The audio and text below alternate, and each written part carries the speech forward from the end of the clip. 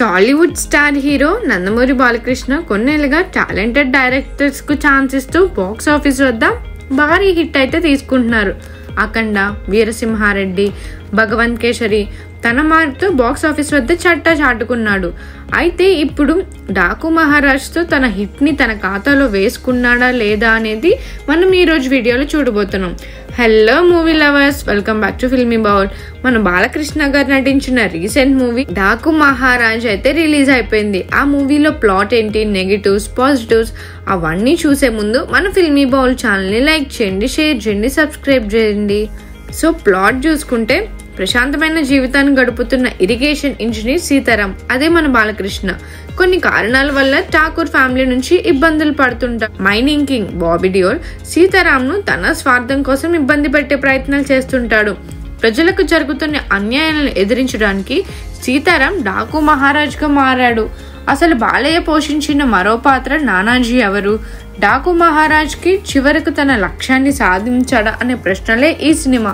So చూసుకుంటే Balakrishna cinema అంటేనే ప్రేక్షకులకి తన డైలాగ్స్, యాక్షన్ అయితే అద్భుతంగా ఉండాలనే ఎక్స్పెక్ట్ చేస్తారు.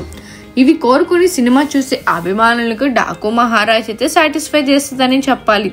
బాబీ డియోల్ మైనింగ్ కింగ్ గా తన పర్ఫార్మెన్స్ తో అదరగొట్టాడు. డాకు మహారాజ్ తర్వాత బాబీ డియోల్ కి తెలుగులో మరిన్ని మూవీ ఆఫర్స్ వచ్చినా ఆశ్చర్యపోవాల్సిన అవసరం లేదు. ఇక ప్రజ్ఞా జైస్వాల్, శ్రద్ధా శ్రీనాథ్ తమ పాత్రలకు ఎక్కువ ఇంపార్టెన్స్ లేకపోయినా వాళ్ళు తన రోల్స్ కి న్యాయం చేశారు. తమన్ ఈ సినిమాతో మరో మెట్టెక్కాడని చెప్పాలి. బీజం విషయంలో ఎవరు సాటి లేనట్టు బీజం అయితే ఇచ్చాడు. నిర్మాత నాగవంశీ ఖర్చు విషయంలో ఏమాత్రం రాజీ పడలేదు. విజయ్ కార్తిక్ సినిమాటోగ్రఫీ, ఎడిటర్ రూబెన్, నిరంజన్ దేవరం అనే పనితీరులు అయితే బాగున్నాయి. ఫస్ట్ హాఫ్ లో కొన్ని అనవసరమైన సన్నివేశాలు అయితే ఉంటాయి. ఫస్ట్ హాఫ్ తో పోల్చి చూస్తే సెకండ్ హాఫ్ ప్రేక్షకుల్ని మెప్పిస్తుంది.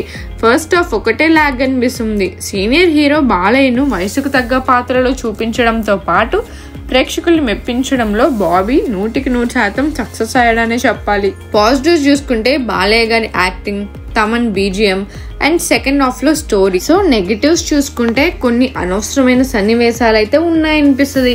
అండ్ స్టోరీ కూడా చాలా రొటీన్ గా ఉంది. లైక్ నెక్స్ట్ ఏం జరుగుతుంది అని మనం ఈజీగా అయితే ఎక్స్పెక్ట్ చేయగలం.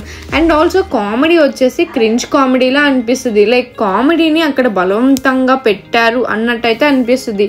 అండ్ సాంగ్స్ కూడా స్క్రీన్ మీద అయితే అస్సలు అంత అనిపించవు. సాంగ్స్ కూడా నెగిటివ్ అనే చెప్పాలి ఈ మూవీకి. ఓవరాల్ గా చూసుకుంటే బాలయ్యను ఇష్టపడే మాస్ ఆడియన్స్ కి తప్ప రిమైనింగ్ పీపుల్ కి అయితే అంత అనిపించదు. First half lag and second half ఒకటే కొంచెం బాగుంటుంది.